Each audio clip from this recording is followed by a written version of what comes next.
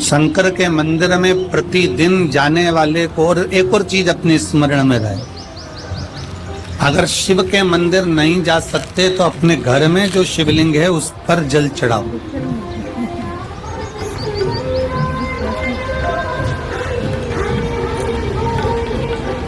और यदि आप अपने शंकर के घर में शिवलिंग पर भी जल नहीं चढ़ा पा रहे हो तो किसी बेलपत्री का वृक्ष हो, उस वृक्ष के नीचे भी जल चढ़ाओ। और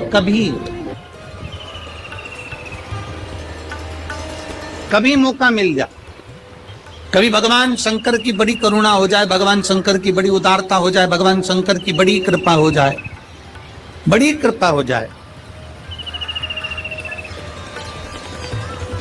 भगवान शंकर जिस दिन तुम्हारे ऊपर बड़ी कृपा कर दे, किसी सोमवार को 3 नियम बना लो। जिस दिन मेरा भोले बाबा तुम पर कृपा कर दे उस दिन सोमवार का एक नियम बना कि महीने का एक सोमवार मुझे ऐसा करना है, 3 नियम धारण करना है महीने के सोमवार को। पहला, सवेरे जाकर शंकर भगवान को 1 लोटा जल चढ़ाना है। दूसरा, दोपहर के समय पर जाकर मुझे बेलपत्री के वृक्ष के नीचे एक चावल का दाना रखकर बेलपत्री की 7, 11, 21, 108, 51 जितनी परिक्रमा आप लगा सकते हो वो लगाना है। और तीसरा, बेलपत्री के वृक्ष के नीचे और शंकर के मंदिर के दरवाजे पर मुझे एक घी का दीपक लगाना है। बस ये 3 नियम जिसने महीने में एक बार ले लिया, समझ लो उसको पीछे हटने की जरूरत ही नहीं, वो आगे ही बढ़े। महीने के किसी एक सोमवार का ऐसा नियम बना लो कि मुझे 3 नियम धारण करना है महीने के किसी भी एक सोमवार को। हम ये नहीं कहेंगे कि तुम सोमवार 5 पढ़ रहे हैं तो 5 को करो, 4 पढ़ रहे हैं तो 4 को करो, 3 पढ़ रहे हैं तो 3 को करो।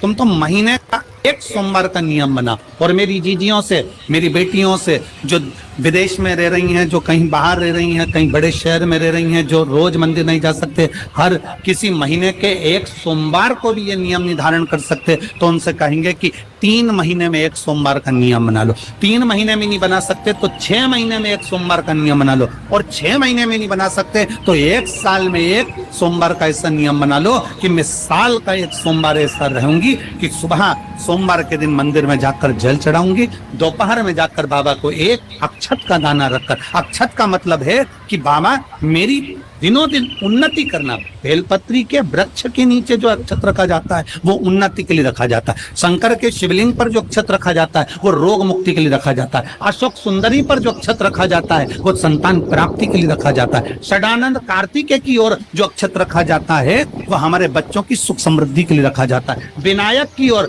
गणेश जी की ओर जो अक्षत रखा जाता है वो हमारे घर में कोई मंगल कार्य आ जाए उसके लिए रखा जाता है। और जो पीठिका होती है जिसपे शिवलिंग रखा होता है, पार्वती जी का हस्तकमल, उस पर अक्षत रखा जाता है तो नारी के अखंड सौभाग्य के लिए रखा जाता है। अक्षत रखने का भी तरीका है। एक चावल का दाना कहाँ रखा जाता है, क्यों रखा जाता है, कैसे रखा। अब कई लोग कहते हैं गुरुजी ये शिव महापुराण में आप ये नियम बताते हो, तरीका बताते हो। हम तो उनसे कहेंगे डॉक्टर के पास जाओगे तो डॉक्टर भी गोली लिखकर ये नहीं कह देगा कि ये सारी गोली एक साथ खा जाओ। डॉक्टर भी कहेगा ये गोली सुबह खाना है, ये गोली शाम को खाना है, ये गोली दोपहर में खाना, ये गोली भूखे रहकर खाना। बोलो सही है कि गलत है? ये रात्रि को खाना खाने के बाद खा लेना, ये खाना खाने के पहले, ये नाश्ते के पहले। और सुनो, ये दवाई, ये वाली पीछे वाली जो दवाई लो ना, इसको दूध से लेना। ये वाली जो दवाई लो ना, ये डब्बी है, इसको पानी में मिलाकर फिर पीना। दवाई लेने का भी तरीका है, उसी तरह शिव महापुराण में एक एक अक्षत का भी तरीका है और एक एक बेलपत्री का भी तरीका। अब मान लो कई लोग कहते हैं गुरुजी आप ये तरीका बताते हो शिव पुराण के माध्यम से, कई लोगों के मन में संशय जागता है। तो अगर हम एक साथ चावल चढ़ा दे तो उसका क्या तरीका है? तो हमारा निवेदन है डॉक्टर जो दवाई ले एक ही बार में निपटा जाए, एक ही बार में खा ले।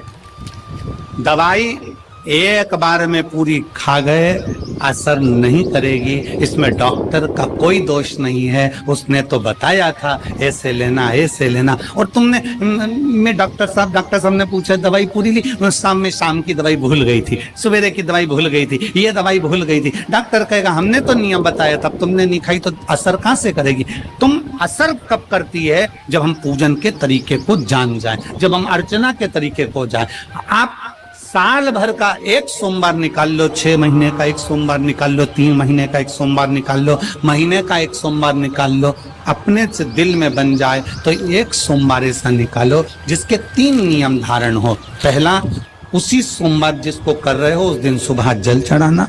दूसरे, दोपहर के समय पर जाकर बेलपत्री के वृक्ष के नीचे एक चावल का दाना रखना और परिक्रमा बेलपत्र की जितनी तुमसे बन जाए, जितनी तुम्हारे शरीर की कैपेसिटी, जितना तुम्हारा शरीर चलते बन जाए। हम तो ये भी नहीं कहते कि तुम भूखे रहकर भगवान का भजन करो, हम कभी नहीं कहते। हम तो यहां तक कहते हैं, हमारे पुष्टि मार्ग में यहां तक कहा गया कि वल्लभ कुल की एकादशी करो, भले बकरी जैसे चरो पर एकादशी करो। हम तो यहाँ तक कहते हैं कि बहुत समय से कल मेरी एकादशी है, एकादशी है, एकादशी है, एकादशी है, पूरे घर को हिलाकर रख दिया, एकादशी है, एकादशी, एकादशी है। बहू टेंशन में, बेटा डिप्रेशन में, पति पपीता ला ला के, सेव फल ला ला के, मूंगफली का दाना ला ला के, काजू कतली ला ला के, सेव फल ला ला के, और सारा सामान, साबूदाना और खिचड़ी और ना चिप्स ना जाने क्या क्या ला ला के, बेचारा पति एकादशी आती है वो नौमी से चिंता में पड़ जाता।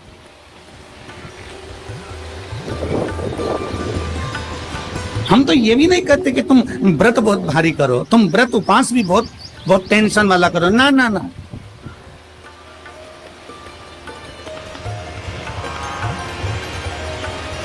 अपने को व्रत उपवास भी इतना बहुत बहुत भूखे रह रहे हो, बहुत प्यासे रह रहे हो, और मालूम पड़े कि भगवान हमें मिलेगा, भगवान हमें मिलेगा। भगवान कहता है कि देख भाई, मैं भी भूखा नहीं रहता, तू भी भूखा मत रहे, मैं भी चकाचक रहता हूँ, तू भी चकाचक रहे, मैं भी अपने। और भगवान शंकर तो ये भी कहते हैं कि अपना परिवार मत छोड़ो। मेरे पास में पार्वती भी एक ही देवता है जो विद फैमिली मंदिर में बैठता, शंकर जी हैं। तो सोमवार के दिन तू मेरे मंदिर के दरवाजे पर चौखट पर बैठ जाना, और दूसरा, प्रतिदिन शाम के समय पर तू बेलपत्री के पेड़ के नीचे बैठ जाना।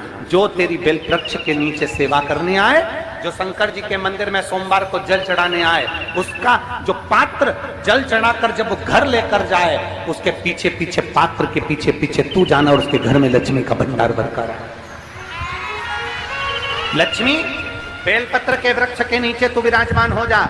उस बेलपत्र के वृक्ष के नीचे जो बुआरी लगाए, सेवा करे, चाकरी करे, एक बेटी को जैसे बड़ा करते हैं वैसे बेलपत्री के वृक्ष को जो बड़ा करे, बेलपत्री के वृक्ष का जो पालन करे, पोषण करे, उसकी संभाल करे, उस बेलपत्री के वृक्ष को जैसे जैसे वो उन्नति करे, वैसे वैसे उसके घर में समृद्धि बढ़ते जाए। उस जिसका खुद का मकान नहीं हो, खुद का मकान नहीं हो, किराए के मकान में रहते रहते जिंदगी बीत रही है, खुद का नहीं,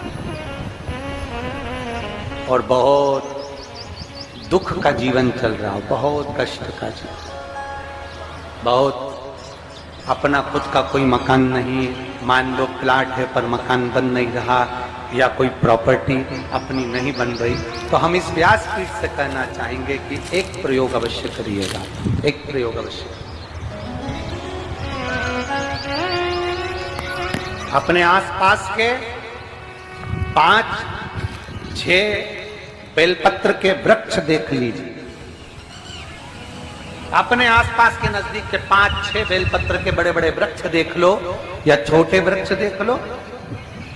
उन 5-6 वृक्ष को धीरे धीरे उनकी सेवा करना प्रारंभ करो, उन वृक्षों को बड़ा करना प्रारंभ करो, उन वृक्ष के नीचे सफाई करना प्रारंभ करो, उन वृक्ष को जल देना प्रारंभ करो, उन वृक्ष को आप खाद देना प्रारंभ करो, उन वृक्ष की सेवा संभाल करना प्रारंभ कर दो, उस वृक्ष के नीचे बुआरी काटना प्रारंभ कर दो, झाड़ू लगाना प्रारंभ कर दो, उस वृक्ष के नीचे सफाई करना प्रारंभ कर दो। उस बेलपत्री के 5-6-7 वृक्ष को आप गोद ले लो। गोद लेना मतलब मैं इसकी सेवा करूंगा, मैं इसमें जल दूंगा, मैं इसके खाद दूंगा, मैं इसकी सेवा करूंगा, कुछ मत करो, बस केवल इस शरीर से उस बेलपत्र के वृक्ष की सेवा करना रोज प्रारंभ कर दो। 6 महीना इंतजार करना और 6 महीना लगातार सेवा करना, 7वां महीना आपका और हमारा, और बताना कि भोलेनाथ ने प्रॉपर्टी दिलाई कि नहीं दिलाई और आगे बढ़ाया।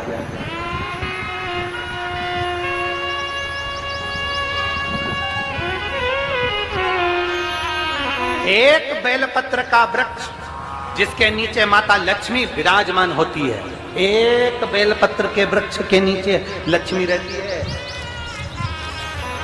दुनिया के लोग कहते हैं लक्ष्मी जी का दिन कौन सा है, बोलो जम के जल्दी से, शुक्रवार। दुनिया के लोग कहते हैं लक्ष्मी जी का दिन शुक्रवार है, पर माता लक्ष्मी से पूछा जाए कि तुम्हारी माता ख्याति देवी नारायण भगवान के साथ तुम्हारी शादी नहीं कर रही थी, शंकर को लक्ष्मी दे रही थी, तब तुमने भगवान शंकर से विनती करी, भोले बाबा मैं नारायण से प्रेम करती हूँ, भगवान नारायण से मेरा विवाह हो। तो माता ख्याति देवी से शंकर भगवान ने विनय कर कर कहा कि लक्ष्मी जी का विवाह नारायण के साथ कर दिया जाए। भगवान नारायण के साथ जब लक्ष्मी जी का विवाह हो गया, तब लक्ष्मी जी हाथ जोड़कर बोलती हैं, बाबा मेरा विवाह नारायण, सोमवार के दिन तू मेरे मंदिर के दरवाजे पर चौखट पर बैठ जाना, और दूसरा प्रतिदिन शाम के समय पर तू बेलपत्री के पेड़ के नीचे बैठ जाना, जो तेरी बेल वृक्ष के नीचे सेवा करने आए, अरे एक बेटी को जैसे बड़ा करते हैं वैसे बेलपत्री के वृक्ष को जो घर में भस्म मिल जाए। शिवलिंग के आसपास में जो जलाधारी है, यहाँ शंकर पर चढ़ा हुआ जल, दूसरे नंबर पर है शंकर पर चढ़ी हुई भस्म। ये दो स्पर्श जरूर, स्पर्श। एक भस्म का एक बड़ा सुंदर चरित्र आता है। दूसरा, जिस भूमि पर बैठकर कथा सुनो उसकी रज को अपने मस्तक पर थोड़ा सा लगाकर अवश्य जी पे चढ़ा हुआ, जम के बोलो, जल अवश्य लेकर आओ, क्योंकि कर पर चढ़ा हुआ ये रहता मेरा भोलेनाथ जब दुनिया को अमृत देती। मत कथा में गए हो तो दो चीज, कथा सुनने के बाद आप यहाँ से जाओ, भले दरी बिछी है, आसन बिछा है, सब पुराणों में लिखा है कि जिस स्थान पर बैठकर हम भगवान की कथा को सुनते हैं, उनको याद करते हैं, जितनी देर हम उनको याद करते हैं उतनी देर वो परमात्मा उस स्थान पर बैठा हुआ रहता है। अब आपसे हम प्रश्न करें, उत्तर मेरी कुरुत की बहनें भी देंगी और मेरे जीजा उन भी देंगे। ये तकलीफ है, पापा मुझे ये दुख, माँ मुझे ये तकलीफ है, पिताजी मुझे ये कष्ट है। क्या अब अपने माँ बाप से नहीं करेंगे? क्या अब अपने माँ बाप से विनय नहीं करेंगे? कोई इस बहन से पूछे, सुनीता सोनी से, कि शंकर पर चढ़े हुए जल से उसकी गांठ जो डबल से उसके शरीर में आ गई थी वो समाप्त हो गई, तो जरा विश्वास करिएगा कि एक बेटी अपने माँ बाप से ही तो कहेगी, और बाप के पास में जो होगा वही तो अपनी बेटी को देगा दुख को मिटाने के लिए। तो मेरे शंकर भगवान के पास तो उसका चढ़ा हुआ जल है। दूसरा, जिस भूमि पर बैठकर कथा सुनो उसकी रज को अपने मस्तक पर थोड़ा सा लगाकर अवश्य जाओ, वो जीवन देगा। दो चीजें लेकर अवश्य आओ। दूसरा, कथा में बैठी हूँ, बाबा लाते हो आप लोग पगला शिवाय नमस्तभ्यम।